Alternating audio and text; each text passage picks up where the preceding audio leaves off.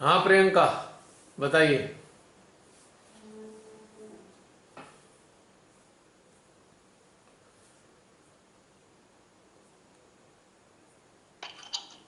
हाँ, ये बिल्कुल भी आभास नहीं था। सशक्त थे। रेसिपी आपने बताई कितने हम्म। सुंदर। इसके लिए कहोगे कुछ अजीब शून्यता और सन्नाटा ऐसा लग रहा है कुछ। हम्म। अब क्लियर हो गया, थैंक यू। देखो, सजगता के साथ दो चीजें चाहिए। एक, सजग होना है हमें हमारे जो घटनाक्रम है, जो घटित हो रहा है हमारे साथ। और दूसरी सजगता है हमारी आत्मा के प्रति, कि जो घटित हो रहा है, ध्यान से सुनना मेरी बात। अभी जो हमारे अंदर घटित हो रहा है उसके प्रति हम सजग तो हो गए, पर उसका मतलब क्या है? तो हमें इसका मतलब जानने के लिए अपनी आत्मा के प्रति सजग होना होगा। यानी कि दो चीजों के प्रति तुरंत सजग रहना होगा। एक तो घटित हो रहा है और दूसरा आत्मा के प्रति। आत्मा के प्रति सजग क्या होना है? कि जो ये घटित हो रहा है उसका मतलब हमारी आत्मा ही बता सकती है, वही गाइड कर सकती है कि ये हो क्या रहा है। तो हमें इन दो चीजों के लिए बहुत सजग होना चाहिए ध्यान की यात्रा के दौरान। पहली चीज जो घटित हो रहा है, हाँ। और जो घटित हो रहा है उसका इंडिकेट आत्मा क्या कर रहा है। हाँ, वो आत्मा हमें गाइड कर रहा है ना। अब ये घटित, अब जो मैं आपको क्या कैसे बता पा रहा हूं? मेरा आत्मा मुझे बता रहा है ना कि इसका मतलब ये है, इसका मतलब ये है, इसका मतलब ये है। पॉइंट समझ में आया? और उसका सरल तरीका क्या है?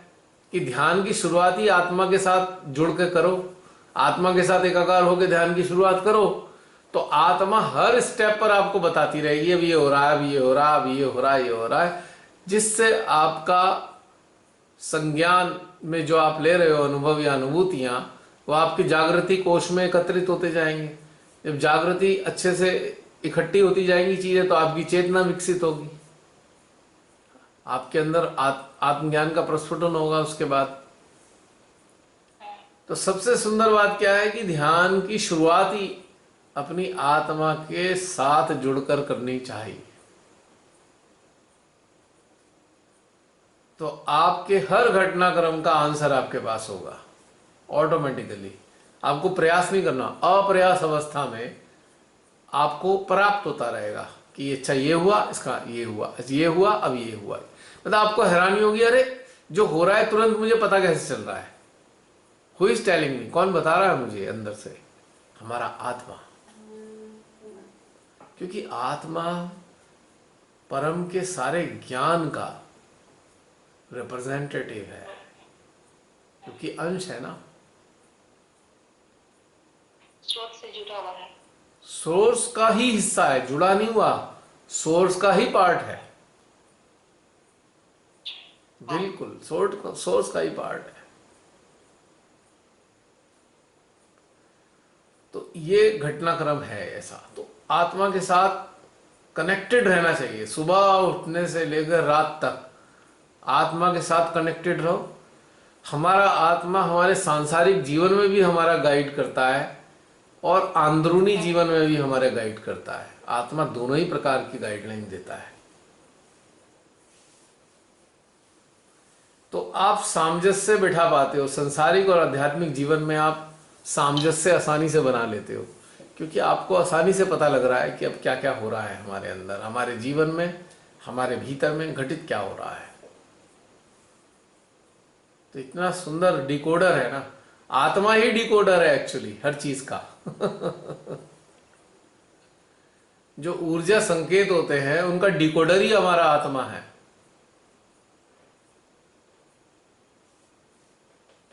तो एक इंटरेस्टिंग बात है।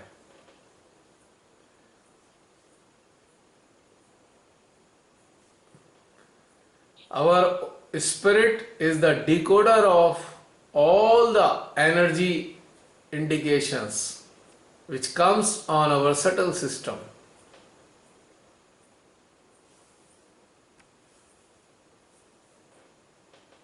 अब डिफरेंस कितना समझ में आ रहा है?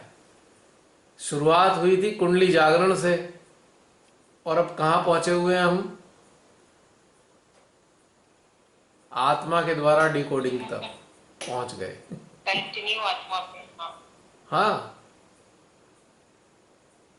और आत्मा पे अगर आप हैं हमारा तो परमात्मा आपके साथ है।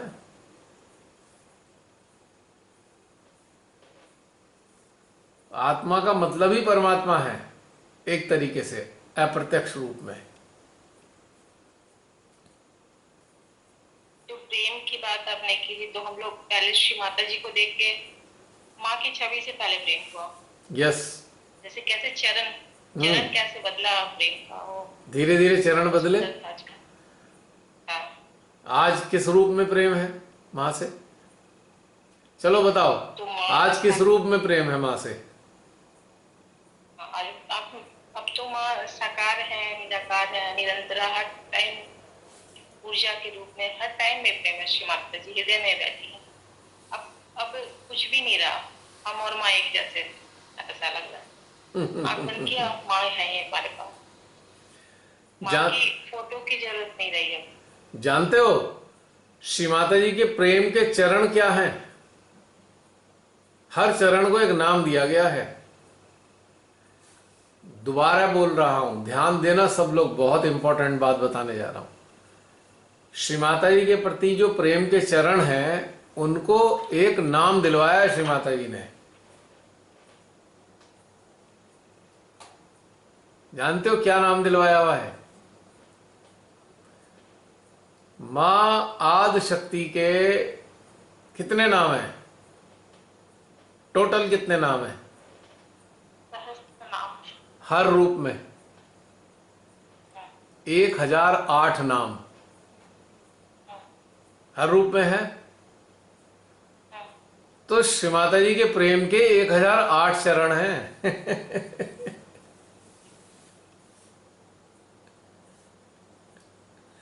यानी कि उनका जो नाम है वो एक प्रेम का ही तो चरण है। उसको आपने प्राप्त किया है, आत्मसात किया है। अगर हम कहें श्री माता जी का एक नाम है, तो बेसिकली उनके नाम का एक मायने है, एक मीनिंग है। और मीनिंग क्या है? एक चरण है प्रेम का।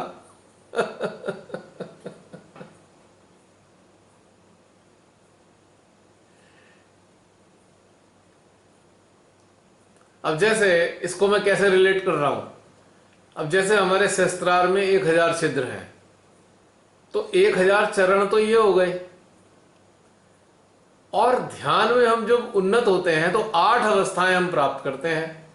मूलाधार से लेकर शिव अवस्था तक 8 अवस्थाएं बैठती हैं।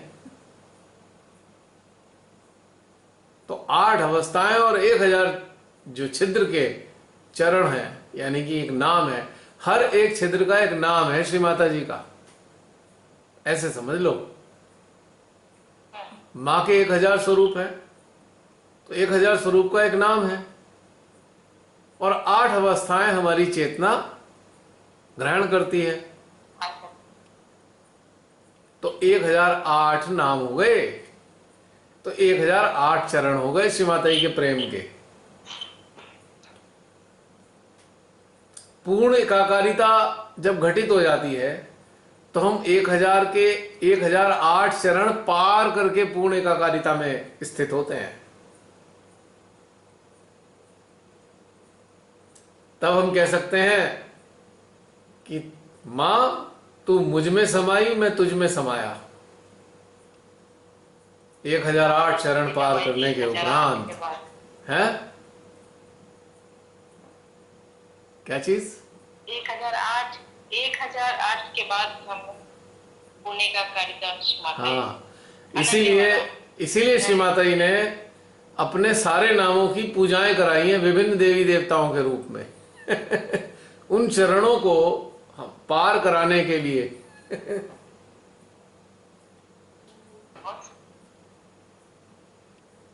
गहन बात। हाँ, भीतर से आ रही है, मुझे तो पता नहीं, मैंने तो कहीं पढ़ा है नहीं, पर मेरे भीतर से आ रही है।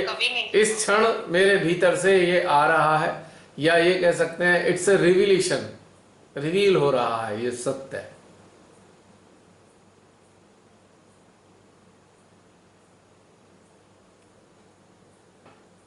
बहुत सारी बातें ऐसी आप बोलते हो कि कभी इतना सुनना ना पड़ा उसमें। और अंदर एकदम आत्मा तक आता है, हाँ, हृदय प्रफुल्लित हो जाता है, बड़ा मजा आता ये डायरेक्ट हॉटलाइन से है। ये ना मैंने कहीं बोला, ना कहीं बताया, ना कहीं लिखा। First time it is revealing today only, at this moment.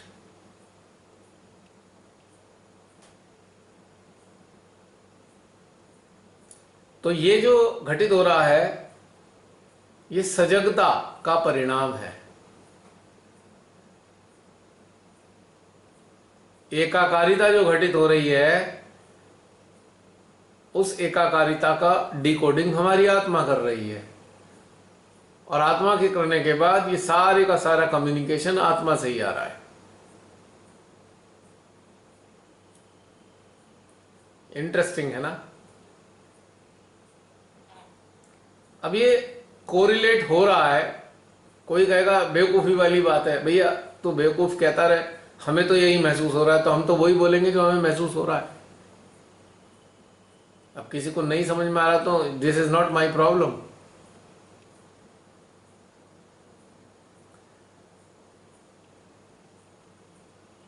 हमारे हृदय और संस्कार आत्मा तक जा रही है बात।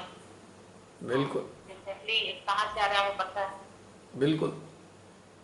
तो इसके लिए भी एक अवस्था चाहिए जानने के लिए। अब वो अवस्था नहीं होगी तो इंसान को बेकार की बातें लगेंगी, और किसी को बहुत काम की बातें लगेंगी। अवस्था अवस्था का अंतर है। अब एक इंसान है, उसे दूध एलर्जिक है, उसको डाइजेस्ट नहीं होता दूध। और एक इंसान है, दूध से बहुत पुष्ट हो रहा है, ताकतवर हो गया है। तो उसके अंदर का कॉन्स्टिट्यूशन डिफरेंस है ना। एक कहेगा दूध बहुत खराब चीज है, एक कहेगा दूध से तो बढ़िया ही कोई चीज नहीं। हमारा जो कॉन्स्टिट्यूशन है इंटरनल, उस पर डिपेंड कर रहा है ना दूध कैसा लग रहा है हमको। एक को दूध पी के ही वोमिट हो जाती है, और एक के दूध पीते पीते शक्तियां मिल रही हैं, उसको ताकतवर हो रहा है शरीर, उसका मूड फ्रेश हो जाता है। तो डिपेंड करता है हमारा इंटरनल कॉन्स्टिट्यूशन कैसा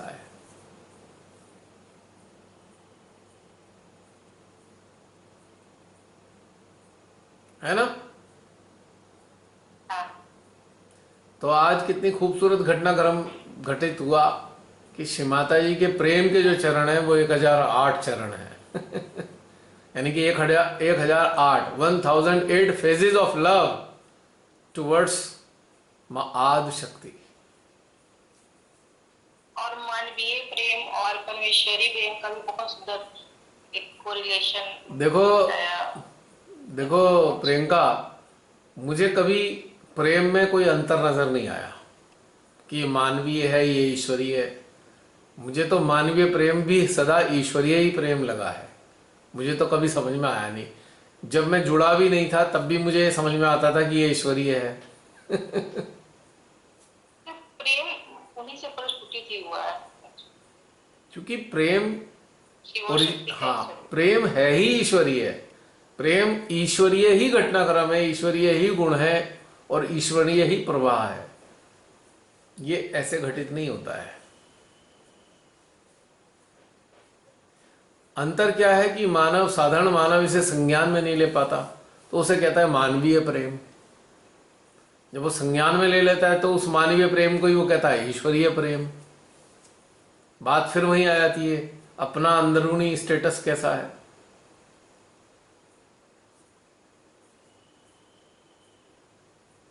है ना।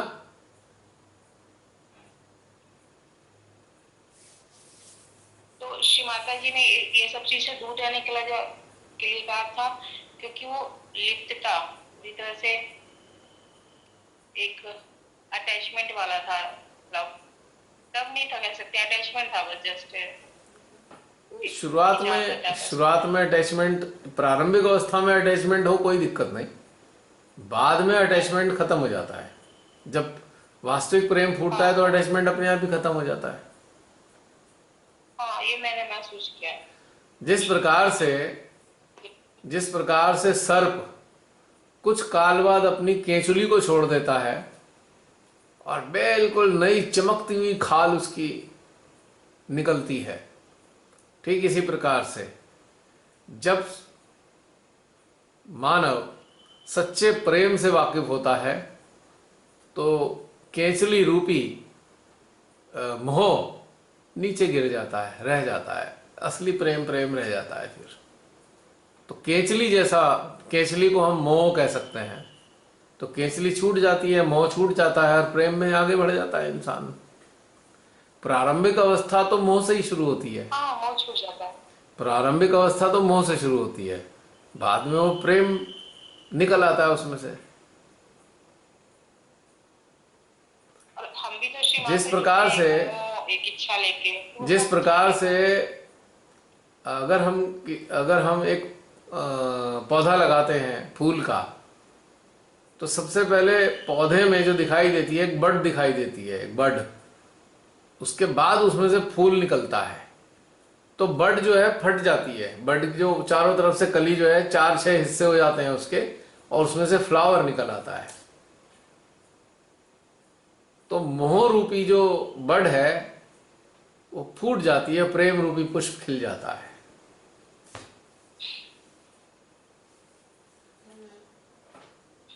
तो ये घटनाक्रम होता है।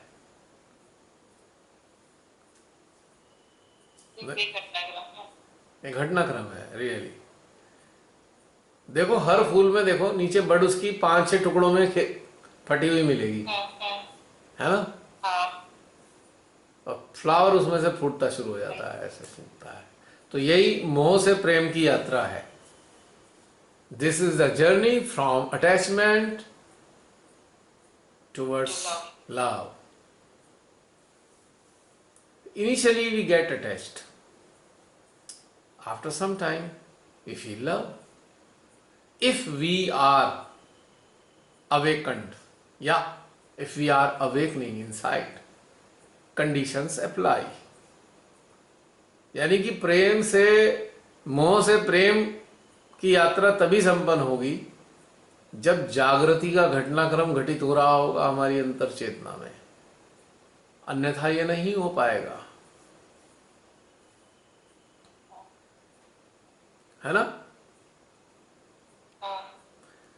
जागृति का पोषण चाहिए प्रेम के पुष्प को खिलाने के लिए। अब एक पौधे में बड आ गई है और बड में अगर आपको उसे खाद पानी और धूप नहीं मिली तो बड ही रह जाएगी, उसमें से फ्लावर नहीं निकल पाएगा। तो जागृति, जो जागरण रूपी पोषण चाहिए मोह से प्रेम में परिवर्तित होने के लिए। अब श्रीमाता से जुड़े, हृदय को मां का स्वरूप भा गया, तो एक प्रकार का अटैचमेंट हो गया और निरंतर ध्यानस्थ अवस्था में गुजरने लगे, उनके निराकार स्वरूप का आनंद लेने लगे और इस प्रकार के कई चरणों को पार करते चले गए। तो फिर उसके बाद ये हमारा जो प्रारंभिक मोह था वो प्रेम में परिवर्तित हो गया। जैसे कहते हैं ना, पहले किसी मनुष्य को हम प्रेम पसंद करते हैं, फिर उसके प्रति मोह पैदा होता है और जब उससे कनेक्ट होने लगते हैं तब जाकर प्रेम फूटता है। कनेक्ट होने के बाद जब उसकी आत्मा से जीवात्मा जुड़ जाती है तब जाकर प्रेम का प्रस्फुटन होता है। यानी कि प्रेम का प्रस्फुटन तो होता ही आत्मा से है। आत्मा हृदय इसमें शामिल है। तो पहले हृदय होगा, फिर जीवात्मा होगी, फिर आत्मा होगी। हृदय, जीवात्मा, आत्मा, इस प्रकार से प्रेम की प्रक्रिया घटित होती है मानवों के भीतर। आज के चैप्टर बहुत गूढ़ हैं, सूक्ष्म है आज के चैप्टर थोड़े। धीरे धीरे जैसे श्रीमान से हम लोग प्रेम बढ़ता गया तो माँ हमारे लिए सबसे प्राथमिक हो गए। प्राथमिक हो गई, यस। तो उन्हें जो पसंद है ध्यान, गहनता, हमें हमारे लिए वो सबसे प्रिय हो गया। यस, ये चीजें, यस। हाँ, बाकी सब चीज छूट गई। हाँ। अब जो माँ के स्वरूप से मोहग्रस्त हैं, माँ के स्वरूप से, वो याचक हैं, वो याचना ही करते रहते हैं, माँ ये दे दो, माँ वो दे दो, माँ वो दे दो। क्योंकि अपेक्षा छुपी है ना। अपेक्षा मतलब अटैचमेंट से, attachment leads to expectation and expectation leads to demand.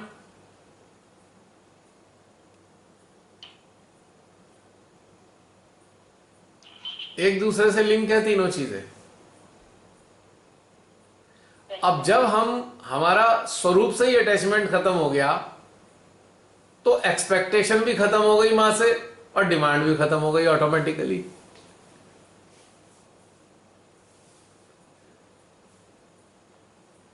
Shri Mata जी ने कहा ना, जब मस्त हुए तो क्या बोले।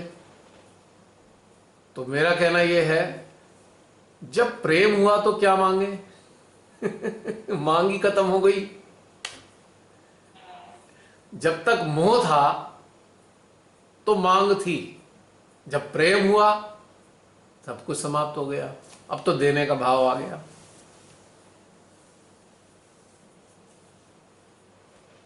तो इसमें एक क्वेश्चन है इस पे। तो आपने जब तो श्री माता जी को आपने देखा था, मिला, तो आप इतना जल्दी कैसे देने का भाव आया? माँ, मैं आपके लिए क्या कर सकता हूँ, ये वाला चीज। सच पूछो, प्रेम हुआ आपको? सच पूछो तो देने का स्वभाव मेरा प्रारंभ से ही था। मैंने अपने जीवन में किसी से पाना कुछ नहीं चाहा। ये मेरा फंडामेंटल टेम्परामेंट रहा है। मांग थी नहीं मेरे को किसी से, किसी रिश्ते से कोई चीज अपेक्षा नहीं की मैंने कभी, प्रारंभिक अवस्था में भी। बचपन की बात अलग होती है। छोटा बच्चा तो मां से मांगेगा ही ना, खाना दे दे, पीना दे दे। वो मांग की श्रेणी में नहीं आता, क्योंकि वो एक आवश्यकता होती है। मांग के ऊपर, मांग जो है इच्छा पे आधारित होती है, आवश्यकता पे नहीं। तो मेरे साथ जो भी रहा, मैंने उससे कुछ मांगा ही नहीं कभी, कुछ एक्सपेक्ट ही नहीं किया कि मुझे इससे ये चाहिए। मैं किसी से बात कर रहा हूं तो मेरा एक्सपेक्टेशन उससे कुछ नहीं रहा कभी भी। अब जब इंसानों के साथ ये था तो भी मां के साथ क्या रखता मैं मांगने की बात। जो लोग मुझे आंखों से दिखाई देते थे उनसे ही कुछ नहीं मांगता था। अब मां स्वरूप में दिखाई दे रही है, तो चूंकि वही वाली आदत मेरी किसी और से भी थी, मां से भी वही हुई कि मां से क्या मांगू।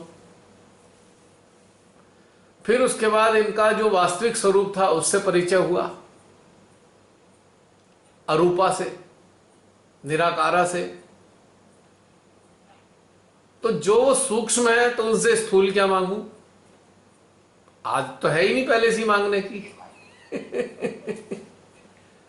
अब श्री माता जी ने अपने शब्दों में कहा कि भाई ये बोलो मेरे से, मुझे आत्म साक्षात्कार दे दो। तो ठीक है, बिना समझे बोल दिया। तब तक इसका मतलब भी नहीं पता था आत्म साक्षात्कार दे दो का मतलब है क्या। तो बोल दिया उनसे कि आत्म साक्षात्कार दे दो, बस। किसी ने कहा, हमने बोल दिया। मतलब तो तब भी नहीं मालूम था इसका क्या मतलब है इसका वास्तव में। लेकिन जब ये मांग घटित हुई, धीरे धीरे भीतर में घटित होनी शुरू हुई, तब समझ में आया इसका मतलब क्या था। कि मां से हमने अपना स्वयं का जागरण मांगा था, आत्म साक्षात्कार नहीं मांगा, स्वयं का जागरण मांगा। कि अपने अंतर्निहित विभूतियों से परिचय होने के लिए उस क्षमता का जागरण, एक क्षमता का जागरण था एक तरीके से। माने का वो कुंडली का जागरण है, तो मैं कुंडली को वो क्षमता कहता हूं। कुंडली का नाम मैंने क्षमता रखा हुआ है, कैपेसिटी, कैलिबर ऑफ नोइंग। क्योंकि मां कुंडली ही हमें वो क्षमता देती हैं, हम जान पाते हैं। तो she is the calibre of knowing truth. सत्य को जानने का क्षमता हमें मां कुंडली से मिलती है। तो एक तरीके से मां कुंडलिनी का नाम क्या है, क्षमता। बड़ी अजीब बात लगेगी बहुत से लोगों को, ये क्या नामकरण कर दिया कुंडलिनी मां का। पर ये जो नामकरण हुआ है उनके कार्य की सार्थकता के ऊपर हो रहा है। जो उनका कार्य है, उस कार्य की सार्थकता है वो यही है, क्षमता। वो हमको क्षमता प्रदान करती हैं अपने भीतर में खोज करने की। जब कुंडली माँ का जागरण होकर आत्मा के साथ हृदय में मिलन होता है कुंडली माँ का, तब जाकर उद्देश्य हमें पता लगने शुरू होते हैं। तब आत्मा में थोड़ा सा प्रकाश आने लगता है, तब आत्मा हमें प्रेरणा देती है। पहले क्षमता मिली, अब प्रेरणा मिल रही है, यानी कि गाइडलाइन मिल रही है। क्षमता माँ कुंडली दे रही है और गाइडलाइन माँ हमारी आत्मा दे रही है। तो इस तरीके से हमारी यात्रा चलती रहती है।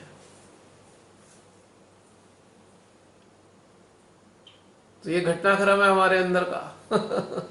तो इसलिए प्रेम का जब शुरू में श्री माता से जुड़ा तो मांगने की आदत तो कुछ थी ही नहीं। अच्छा, एक बात और थी, मेरे अंदर प्रेम भाव सदा से रहा है। जो भी मेरे साथ जुड़े रहे, मैंने हृदय से उन्हें प्रेम किया, प्रेम ही किया है, मोह नहीं रखा। क्योंकि मांगने की इच्छा नहीं है तो मोह के कारण होती है।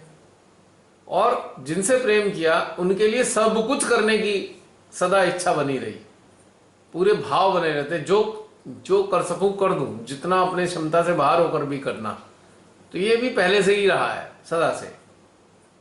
तो ये चीज तो पहले से ही चली आ रही है, बेसिक है, फंडामेंटल है ये। और दूसरा, झूठ ना बोलना, उससे मुझे सदा एलर्जी रही, झूठ बोलने से। लाइज में मेरा कभी विश्वास नहीं था, वो आज भी वैसे ही है। जो झूठ बोलने वाले लोग होते हैं, मुझे मजा नहीं आता उनके साथ, वो आज भी मजा नहीं आता। तब भी मैं लोगों को मूर्खताओं पे छोड़ देता था, आज भी छोड़ देता हूं। बहुत सारी चीजें वही हैं, फंडामेंटल है। तो इसलिए ये कह सकते हो कि मुझे आसानी हो गई कि मैं मां से अटैच हो ही नहीं पाया। प्रेम रहा, अटैचमेंट नहीं रहा। शुरू से ही चला आ रहा था सिलसिला ये, और डिमांड भी नहीं है, आज भी डिमांड नहीं है। आज मुसीबत आ जाए, गर्दन कटने वाली हो, कुछ भी, कोई डिमांड नहीं। माँ, मैं ये नहीं कहूंगा माँ बचा लो, I can't say this thing, माँ बचा लो मुझे। मैं ये भी नहीं कहूंगा मेरे बच्चे को बचा लो। मुझे दिख रहा है कि बच्चे की मृत्यु होने वाली है या किसी वजह से मुसीबत में आ गया, मैं तब भी नहीं कहने का बचा लो, मेरा काम नहीं है ये, आई कांट से। ये आप जानो, आपने दी है जीवात्मा, आपने सबको प्राण दिए, तो आप भी जानो। मैं क्यों कहूं? मैं तो केवल इतना कहूंगा, माँ आपने जो एक अमानत दी है मेरे को संभालने के लिए, बस मैं उसके प्रति कर्तव्यशील हूं। जीवन और मरण आपके हाथ में है, ना मैं जीवन की प्रार्थना करूंगा ना मरण की चिंता करूंगा। आपकी मर्जी, आप दात्री हो जीवनों की, आप आहरण करता हो, हर एक की जीवात्मा को वापस लेते हो, शरीर को छोड़ने में मदद करते हो। This is not my job, this is not my demand. तो क्या मांगू मां? कुछ भी नहीं मांगू, केवल इतनी मांग है मां, अब जुड़े हो तो जुड़े ही रहना, बस मजा आता है आपकी कंपनी में। तो ये डिमांड नहीं है, एक कंपनी का मजा है। अब कंपनी का मजा उठाना डिमांड नहीं होती। अब कुछ यात्री हैं, मान लो साथ चल रहे हैं, अब उनके साथ मजा आ रहा है, अब उनसे कोई डिमांड तो है नहीं कि खाना दे दो, पैसे दे दो, ये कपड़ा दे दो, लत्ता दे दो, कोई डिमांड नहीं है। बस कंपनी का मजा उठा रहे हैं, आनंद ले रहे हैं।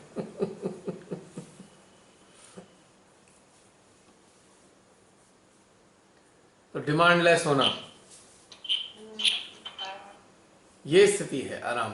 तो ये भी 1008 चरण हम पार कर लेते हैं। अब ये इंटरेस्टिंग बात देखो, 1008 प्रेम के चरण पार करने के बाद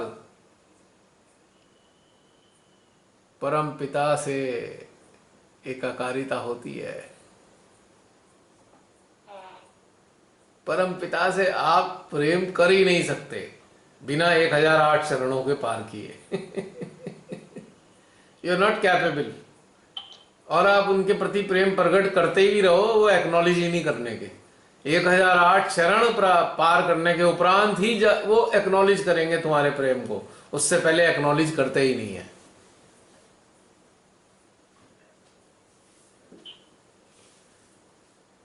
जानते हो, जब वो एक्नॉलेज करते हैं आपको प्रेम को, तो क्या होता है, एक और रहस्य की बात, जब वो आपके प्रेम को एक्नॉलेज करते हैं तब आपका हृदय, आपकी दृष्टि उन जैसी होने लगती है। जिस प्रकार से वो संसार को देखते हैं, आप भी उसी तरीके से संसार को देखते हो। जैसा प्रेम व क्रोध संसार के लिए रखते हैं, आपके हृदय में भी वही प्रेम और क्रोध होता है। सच्चों के लिए, इनोसेंट के लिए प्रेम और आताताइयों के लिए क्रोध कंटिन्यूअस आता जाता रहता है। कभी क्रोध आएगा, कभी प्रेम आएगा, कभी क्रोध आएगा, कभी प्रेम आएगा। 1008 प्रेम के चरण पार करने के बाद उनके साथ एकाकारिता होती है, तब आपके भीतर से ये दोनों चीजें घटित होने लगती है। उनके पास आक्रोश नहीं है, क्रोध है। आक्रोश मानव के अंदर होता है, परमात्मा के अंदर आक्रोश नहीं होता। आप कभी क्रोध से धधकती ज्वालाओं से तमतमाते हो, तो कभी एकदम प्रेममयी होकर प्रेम बहाना प्रारंभ कर देते हो। बस दो ही चीजें हैं उनके अंदर, उनके पास दो ही चीजें हैं। सत्य को वो अप्रिशिएट करते हैं और असत्य को वो कंडेम करते हैं। इसी कारण से क्रोध और प्रेम बहता है। जो सत्य पे चल रहे हैं उनके प्रति प्रेम आता है, असत्य पे चलने वालों के लिए क्रोध आता है।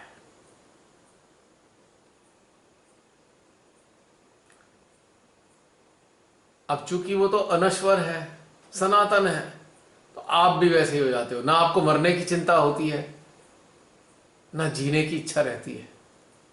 समभाव, मरना जीना एक समान, आपके भीतर में दोनों चीजें एक साथ होती हैं।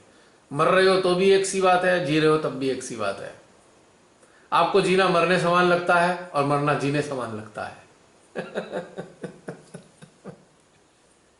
तो 1008 प्रेम के चरण पार करने के बाद आपकी अंतिम दशा ये होने लगती है।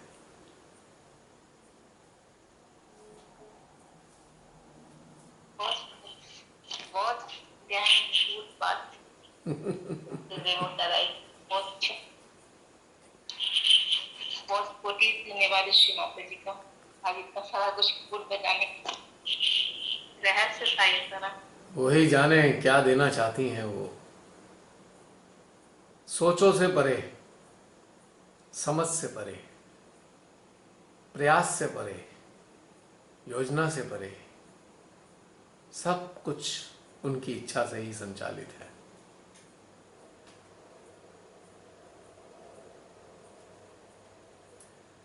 ये कह सकते हैं कि जो श्री महादेव के जो गुण हैं वो मानव के अंदर परिलक्षित होने लगते हैं इन्हें 1008 प्रेम के चरणों के उपरांत।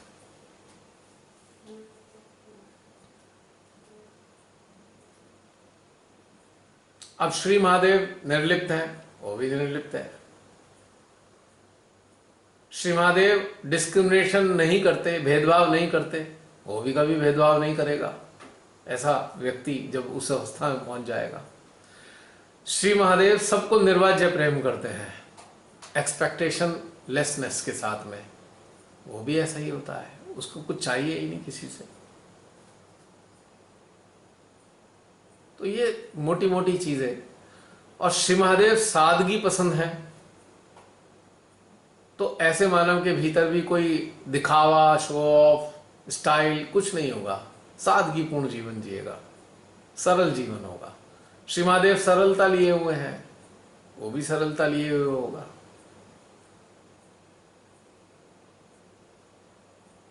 श्री महादेव मान अपमान से परे हैं, उनको कोई कुछ भी उल्टा सीधा कह ले वो बुरा नहीं मानते। वो भी वैसा ही होता है, तो कुछ बुरा नहीं लगता।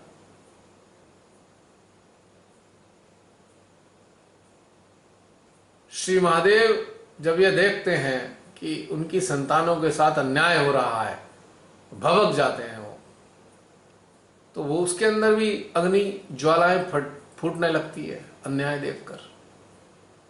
तो ये सारी चीजें घटित होती हैं अंदर में जब हम उनके साथ एकाकार होने लगते हैं।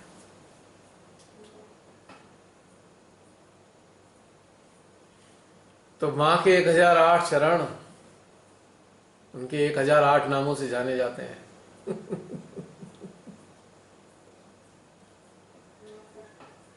और यही जो प्रेम के चरण हैं, इन्हें हम मानव के सकारात्मक भावों के रूप में भी कह सकते हैं।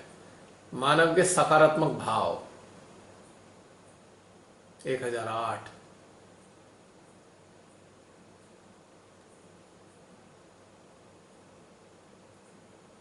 अब चूंकि श्री महादेव से डायरेक्ट कोई नहीं मिल सकता, मिल ही नहीं सकता कोई, तो उनकी जो ऊर्जा है,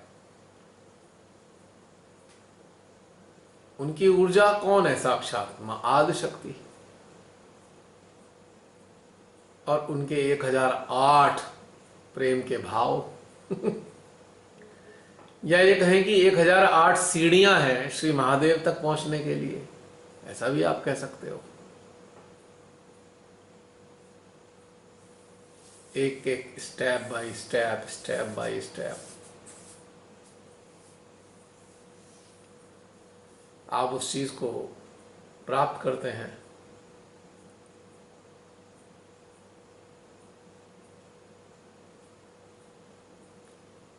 श्री महादेव किसी भी प्रकार की चिंता से रहित हैं, तो उनसे कनेक्टेड पर्सन भी चिंता रहित होता है।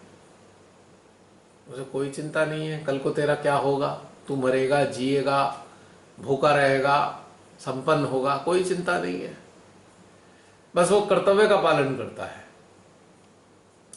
अब चूंकि श्री महादेव तो देवों के देव हैं और वो मानव है।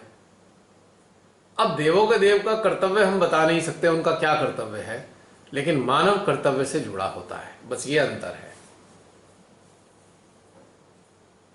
जब तक वो मानवीय स्वरूप में है तो कर्तव्य से बंधा है, और जब वो शरीर रहित अवस्था में है तो उनसे बंधा है।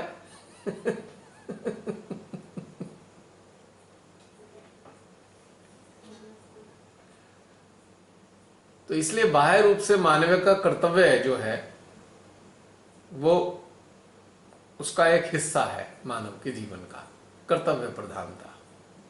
एक विशेषता और होगी कि जो श्री महादेव के साथ कनेक्ट हो गया है वो कर्तव्य के प्रति अत्यंत जागरूक होगा, लापरवाह नहीं हो सकता अपने कर्तव्यों के प्रति, और उसने पूरे हृदय से अपने कर्तव्य निभाए होते हैं, निभाता है हमेशा। ये भी एक विशेषता होती है। क्यों होती है? क्योंकि कहा जाता है कि शिव राम की पूजा करते हैं और राम शिव की पूजा करते हैं। तो चूंकि शिव के हृदय में राम बसे हैं और राम की विशेषता कर्तव्य परायणता है,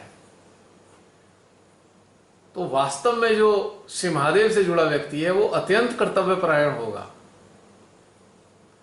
क्योंकि उसमें श्री राम की विशेषताएं मौजूद होंगी।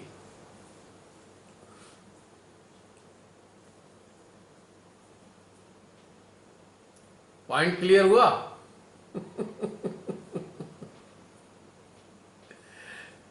तुम्हारी बहुत सारा पॉइंट क्लियर।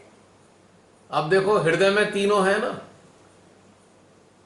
सेंटर में मां, लेफ्ट में श्री महादेव और राइट में श्री राम। तो तीन मुख्य चीजें उसके अंदर मौजूद होंगी। ऐसे साधक साधिका के अंदर तीन मुख्य रूप से प्रकट होंगी चीजें: कर्तव्य परायणता, सरलता और वात्सल्य प्रेम। तो आज देखिए कितना अच्छा रहस्य खुलवाया श्री माता जी ने, पूरा रिवील कर दिया, गूढ़तम रहस्य को रिवील करा दिया।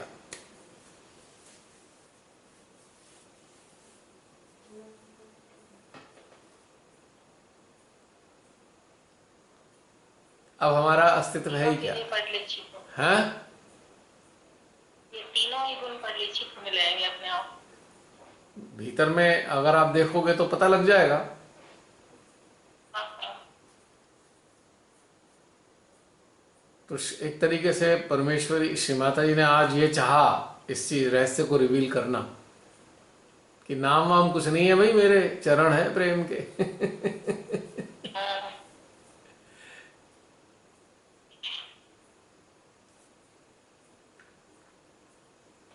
अब चूंकि श्री माता जी शिव भी तो है ना, शिवी तो है असलियत में, लेकिन उन्होंने मानवों को एक सुविधा और सरलता, मानवों को सुविधा देने के लिए माँ का रोल अपनाया शिव ने। समझो कि शिव माँ का ही रूप है, शिव ने माँ का रूप धारण कर लिया, सरलतम चरणों को उत्पन्न करके, सरल चरणों को उत्पन्न किया, प्रेम के चरण तैयार किए अपने तक आने के लिए। देखो वो कितने ममतामयी करुणामयी है शिव, कि माँ का रूप धर के आ गए संसार में अपने तक ले जाने के लिए। इससे ज्यादा क्या आसान हो सकता है भला। इस घोर कलयुग में श्री महादेव का जो वात्सल्य और प्रेम है कि उन्होंने माँ का रूप धारण किया। उन्हें पता था कि मेरा जो वास्तविक स्वरूप है वहां तक कोई पहुंच नहीं सकता, तो उन्होंने अपने आप को माँ के रूप में ढाल लिया और ये चरण स्थापित किए कि चलो धीरे धीरे करके जो इस पर आता चला जाएगा मैं उसको हृदय से लगा लूंगा। है ना कितना आसान चीज। और एक प्रॉब्लम भी है ना, एक आम मानव के लिए यदि वो साधना से जुड़ भी जाए तो चूंकि मानव परमात्मा की संतान है और उसको मालूम ही नहीं है कि उसका पिता कौन है, तो माँ ही तो बताएंगी पिता कौन है। माँ के अलावा कौन बता सकता है पिता के बारे में। तो महादेव भी कितने वात्सल्यमयी करुणामयी हैं कि माँ का रूप धर के आ गए संसार में। माँ आदि शक्ति का प्रतिनिधि बनकर या कहें कि एक स्वरूप बनकर माँ निर्मला के रूप में प्रकट हुए अपने तक लाने के लिए हमें। ये कितनी मजेदार बात है। अब मैं उन लोगों से कहता हूं जब तुम शिव की उपासना करते हो भाई, बिना माँ की उपासना के कैसे आप शिव तक पहुंचोगे? पहुंच ही नहीं सकते। बहुत से लोग कहते हैं हम तो बहुत शिव जी को उपासना करते हैं। मैं कहा भैया करते रहो, 10 जन्म 50 जन्म 100 जन्म लग जाएंगे, जब तक माँ को हृदय में स्थान नहीं दोगे शिव तक तो जा ही नहीं सकते कभी भी, किसी भी कीमत पे नहीं जा सकते। क्योंकि करुणामयी महादेव माँ बनकर आए हैं भाई, तुम्हें पहचान में नहीं आ रहे वो। अगर तुम सच्चे शिव भक्त होते तो माँ को ही देखते ही समझ जाते तो शिव ही है माँ के रूप में।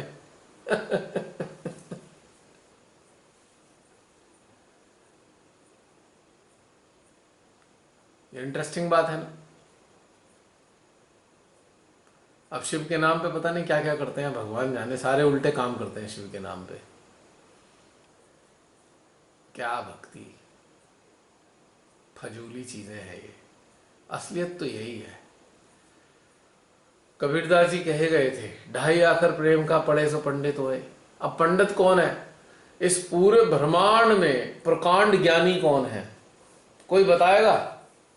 चलिए आप में से बताइए।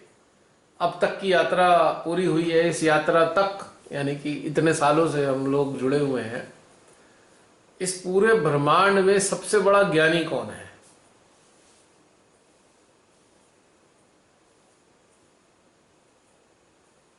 रावण। हाँ रावण। बोलते रहो और जब क्लिक हो जाएगा तो हाँ बोल दूंगा। अच्छा, हाँ। और जिसने अपनी आत्मा को पाया और फिर आत्मा के थ्रू प्रेम को पाया, उसे ज्ञान, प्रेम का ज्ञान पाया, ये वाली चीज। मतलब एग्जैक्ट नहीं है। हमारी आत्मा ही हमारी ज्ञानी है, क्योंकि वो तो जुड़ी हुई है सोर्स से, और सोर्स ही सब है, अल्टीमेट ट्रूथ है, वो तो थोड़ा थोड़ा सो वाली कंडीशन में। और काफी लोग हैं अभी अभी यहाँ पे चलो मौजूद भैया हैं आना हमारे। चाहते हैं तो अभी 22 लोग चलो हैं, जब आप 22 आएंगे लोग आप हैं अभी, बताओ 22 लोग हैं अभी। सब कि उस बताएं, टाइम सबसे बड़ा ज्ञानी कौन इस हाँ ब्रह्मांड में? हाँ सब जो माँ के ऊपर छोड़ा है और जैसा चलता है उस पर निर्भर है, जैसे सब ठीक हो जाएगा जैसे। ओके। और कोई? और कोई? जो अनन्य हो गया हो, और कोई? जिसने पूरी तरह प्रेम को पा लिया हो। और कोई?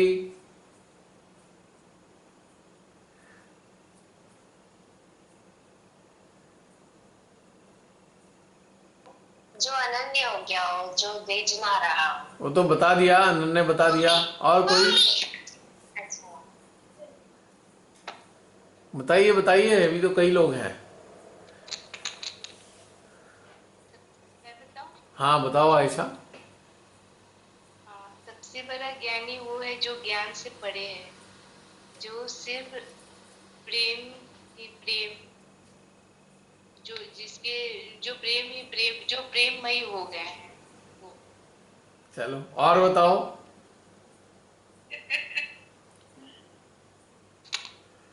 जय श्री माता जी। जय श्रीमती। बताओ अनिल। भैया ज्ञान का तो कोई अंत ही नहीं है, अनंत है। नहीं, मेरा तो बोला सबसे बड़ा ज्ञानी कौन इस ब्रह्मांड में, क्वेश्चन ये है मेरा। अच्छा क्वेश्चन तो परमात्मा है। अब आई लाइन पे, बिल्कुल सही बताया। सबसे बड़े जो ज्ञानी है इस ब्रह्मांड के, स्वयं उद्गम है हमारे, यानी कि सदाशिव श्री महादेव, वही सबसे बड़े ज्ञानी है इस ब्रह्मांड के। बिल्कुल सही बात बताई है तुमने। हम लोग तो उनको छोड़ के, उनका तो पहले काशी हम लोग उनको छोड़ अनिल के बाकी सब चीजें देख रहे हैं। अनिल काशी विश्वनाथ का पूरा आशीर्वाद तुम्हें मिल गया है, सही उत्तर दिया है। काशी विश्वनाथ का पूरा आशीर्वाद मिला, इसलिए सही उत्तर आया है। एक बार सबसे बड़े ज्ञानी वो हैं क्योंकि वो रचनाकार हैं, यानी कि आदि शक्ति मां, उनकी प्रथम शक्ति भी उनसे ही बाहर प्रकट हुई है। सर्वत्र सब वही छाए हैं, उनसे बड़ा ज्ञानी कोई नहीं है। राइट? यस। और बाकी जो उनके जितने भी अंग प्रत्यंग हैं वो सब उनके एक तरीके से प्रतिनिधित्व कर रहे हैं, पर वो तो वही हैं, उनका तो सानी कोई नहीं। तो सारा ज्ञान उनसे प्रस्फुटित हुआ है, यानी कि इसीलिए कबीरदास जी की बात पे आता हूं, ढाई आखर प्रेम का पढ़े सो पंडित हो, यानी कि प्रेम का जो उद्गम है स्वयं पार ब्रह्म परमेश्वर सदाशिव श्री महादेव, प्रेम का उद्गम है, प्रेम वहीं से प्रस्फुटित हुआ है। और जिसने इस तथ्य को जाना वही पंडित हो गया, यानी कि उसे ही कहते हैं ज्ञानी हो गया। यानी कि जो प्रेम का पर्याय है, सिनोनिम ऑफ लव, वहीं से ही प्रेम फूटता है, और वही ज्ञानी भी वही है, क्योंकि इस सृष्टि की रचना ही प्रेम से हुई है, यानी कि इस रचना का आधार सिर्फ और सिर्फ प्रेम ही है। तो बिल्कुल सही आंसर अनिल, बहुत बढ़िया, मजा आया। आप सबने पार्टिसिपेट किया, आप सबने भी लगभग समान बातें बताई हैं, लेकिन एप्रोप्रिएट जो होता है ना, एक कहते हैं ना one word to the whole sentence, तो वन वर्ड वाली बात थी। 0.25 मिला है, इसको 1 मार्क्स मिले हैं। ठीक है, आधा है, 0.25। आज अनिल सोएगा नहीं। खुश एकदम। अरे भाई, अनिल जागा है तभी तो उत्तर दिया है। अच्छा, सुप्त ओवर लोग उत्तर हैप्पी कैसे देंगे? आंसर मिला मुझे सामूहिकता में। कितना गदगद होगा। तो ये आशीर्वाद है काशी विश्वनाथ का। लोग कहते हैं भाई आराधना करने से क्या होगा। अब जैसे काशी विश्वनाथ है, स्वयंभू स्थान है। जो लोग सच्चे हृदय से किसी भी स्वयंभू से जुड़े हैं ना, तो समझ लेना उनकी जो प्रॉपर्टीज हैं उनके कुछ ना कुछ अंश हमारे अंदर प्रकट जरूर होते हैं, और ज्ञान भी प्रकट होता है। ऐसा ही नहीं है, ज्ञान प्रकट होता है। हम भले ही उसको अपने संज्ञान में ना लें, एक्नॉलेज ना करें, पर ज्ञान प्रकट होता है। सजगता, सजगता वो कुंजी है जिससे आपकी गहनता में वृद्धि होती है। गहनता क्या है? गहनता वो है जो हमारे चारों तरफ है, उसके प्रति सचेत और सजग होना ही गहनता है। संज्ञान में लेना गहनता होती है, जो चारों तरफ है। अब परमात्मा चारों तरफ है, यदि हम उनको अपने संज्ञान में लेते हैं तभी तो हम गहन हो रहे हैं।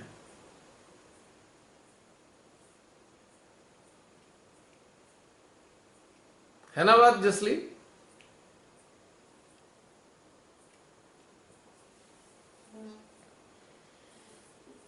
अब जो चारों तरफ है उसके प्रति हम संज्ञान में नहीं ले पा रहे हैं, कुछ चीज सजग नहीं है, तो हम सुप्त कहलाएंगे। सुप्त, सोए हुए।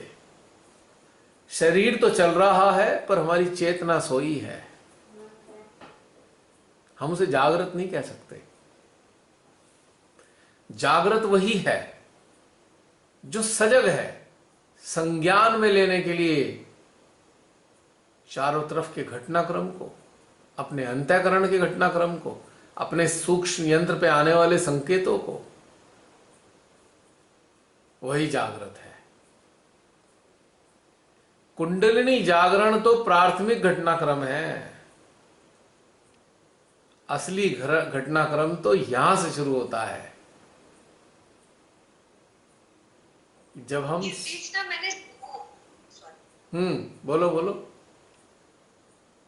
दो एक्सपीरियंस किए। जब हम कंडीशनिंग से कोई फ्री होते हैं तब हम एक फ्रीडम का महसूस करते हैं, और जब हम सत्य के साथ खड़े हो जाते हैं कि यही मेरे अंदर से आ रहा है, मैं तो यही करूंगी और ये सत्य है तो यही करना है, तो उस समय एक अलग से एनर्जी का फ्लो फील करते हैं। और फ्रीडम और कॉन्फिडेंस, ये दो चीजें, यही संज्ञा, ये भी मतलब अपने अंदर जब महसूस किया कि अंदर से कैसे फील हो रहा है, फिर जीना शुरू किया इस चीज के साथ। अब सत्य पे कौन खड़ा हो सकता है? सत्य पे वही खड़ा हो सकता है जिसके हृदय में प्रेम होगा। प्रेम पर्याय है परमपिता का।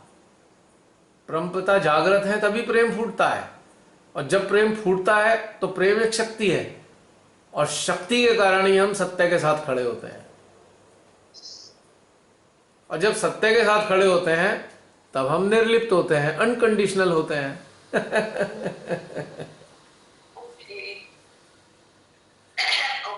कड़ी से कड़ी जुड़ी हुई है, कड़ी से कड़ी जुड़ी हुई है। आपने ये बार बार इंस्टिल कर दिया ना, संज्ञान में लो, जागृत अवस्था में लो। अब कर रहे हैं कॉन्शियसली चीजों को प्रैक्टिस। और लास्ट एक बार आपने कहा था जो ध्यान नहीं समझ में आ रहा उस ध्यान को तो बहुत बार कर लो, वीडियो में स्पेशली। तो ऐसे हो रहा था जैसे नींद लग जा रही थी या नहीं कर पा रहे थे, फिर उसको 3 बार 4 बार किया, तब जाके वो घटित हुआ, तब जाके उसके साथ जीना शुरू किया, और उसके बाद अपने अंदर चेंजेस महसूस किए। इस तरीके से घटनाक्रम घटित हो रहा है भीतर में, और अब समझ में आ रहा है कि क्या था। और एक चीज, पहले लगता था कि पहले मैं क्या टाइम वेस्ट कर रही थी, मैंने ध्यान नहीं दिया इस चीजों पे, पर अब ऐसे लग रहा है वो भी एक चरण था, एक स्टेज थी मेरी, अब ये भी मेरी स्टेज है। तो अपने लिए भी एक्सेप्टेंस आ गया। पहले गुस्सा आता था, अब नहीं लग रहा, अब लग रहा है ठीक है, आई एम ग्रोइंग। तो ये आपने जब लास्ट टाइम एक बार आपने मुझे कहा था जो नहीं ध्यान में आ रहा है, नहीं कर पा रही, उसको बहुत बार करो, वही करना शुरू किया। श्री कृष्ण ने कहा है जो प्रयास करेगा वो पाएगा।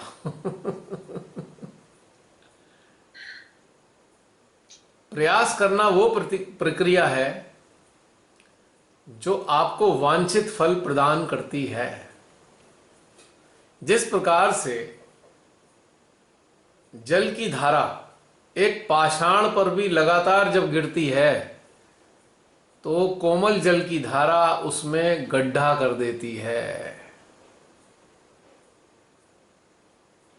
तो प्रयास वांछित है, संसार में भी और ध्यान में भी। दोनों ही अभ्यास है। एक संसार में रहने के लिए अभ्यास है तो दूसरा परमात्मा के साम्राज्य में बने रहने के लिए अभ्यास है। अभ्यास के बिना यहाँ कुछ नहीं है, कोई चमत्कार नहीं है। यहाँ अभ्यास के परिणाम से ही अनेकों चमत्कार की उत्पत्ति होती है। चमत्कार के माध्यम से अभ्यास बनाया नहीं जा सकता।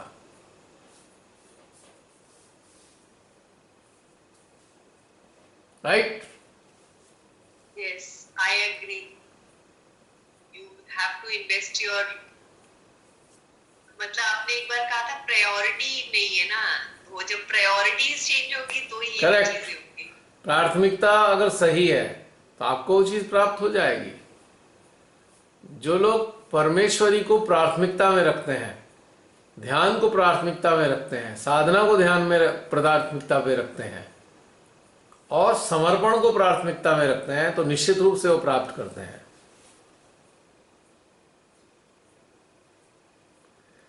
प्राप्ति कैसी होती है जानते हो? प्राप्ति कैसी होती है? इंटरेस्टिंग है।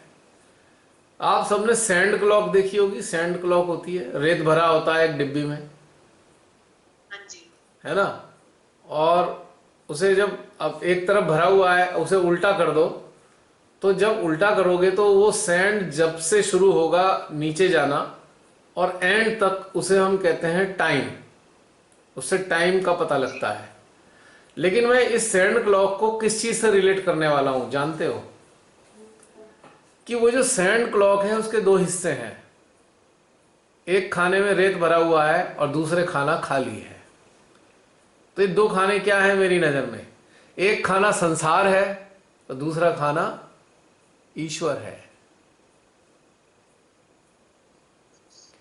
यदि ईश्वर को पाना चाहते हो तो संसार वाले खाने के भरे हुए रेत को ऊपर कर दो, वो रेत ईश्वर वाले खाने में भरता चला जाएगा।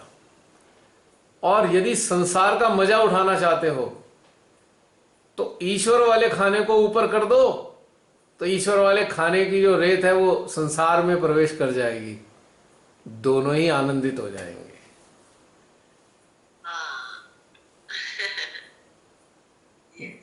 Got my point? हाँ जी, गॉट। और अगर उसे हॉरिजेंटली रख दोगे सैंड क्लॉक को तो किस शेप में आ जाएगा जानते हो? उसकी शेप क्या होगी? सैंड क्लॉक को हॉरिजेंटली अगर रख दें हम तो कैसा दिखाई देगा? उसकी आकृति कैसी हो जाती है? ऐसे बूमरैंग जैसे? नहीं, डमरू। भोलेनाथ जी के हाथ में जो डमरू है आपका तो एस्पेक्ट्स और रेवेन्यूज ही अलग है और आपका लेवल ही अलग है। और वो डमरू भोलेनाथ जी के हाथ में होता है। वो ऐसे ऐसे ऐसे घुमाते हैं तो क्या होता है? एक तरफ का अगर सैंड है भी ना तो सैंड दोनों तरफ हो जाता है। Point to be noted. यानी कि जब आप सदाशिव के साथ एकाकार होने लगते हो तो आप संसार और ध्यान दोनों का समान रूप में मजा लेते हो और एक साथ मजा लेते हो। ध्यान में रहते हुए संसार का मजा लेते हो और संसार में आनंद उठाते हुए ध्यान का मजा लेते हो। आप एक रूप हो जाते हो संसार और ध्यान में। क्योंकि डमरू याद रखना, यानी कि जो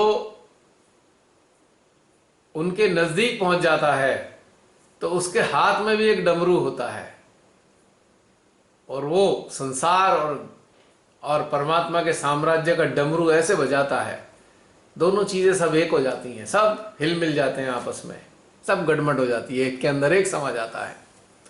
संसार परमात्मा में समाया होता है, परमात्मा से संसार का उदय हो रहा होता है, और मानव संसार में परमात्मा को महसूस करता है और परमात्मा में संसार का मजा लेता है। अब उसकी कोई कंडीशनिंग नहीं है, कंडीशनिंग लेसनेस।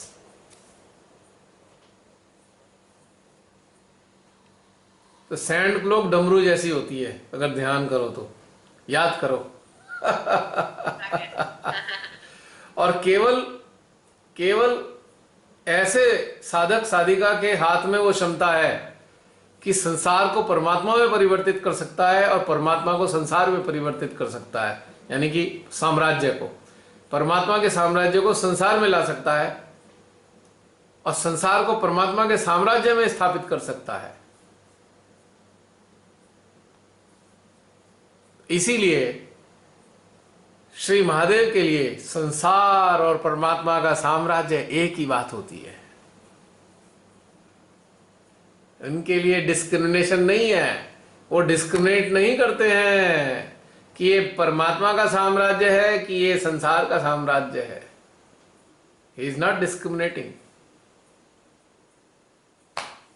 मैं इसको रिलेट कर पा रही हूँ, जैसे बहुत देर के लिए तो नहीं, पर फ्रैक्शन ऑफ सेकेंड्स के लिए मैंने जब मेडिटेशन किया ना, दो एक बार ऐसे हुआ, ऐसे ही फील हुआ, एक ऊपर जा रहा है, एक नीचे है संसार में, और ऐसे वाली फीलिंग आई कि हाँ, एक हमारा अलग ही अस्तित्व और एक नीचे रह जा रहा है। बिल्कुल वो बिल्कुल। नीचे भी कुछ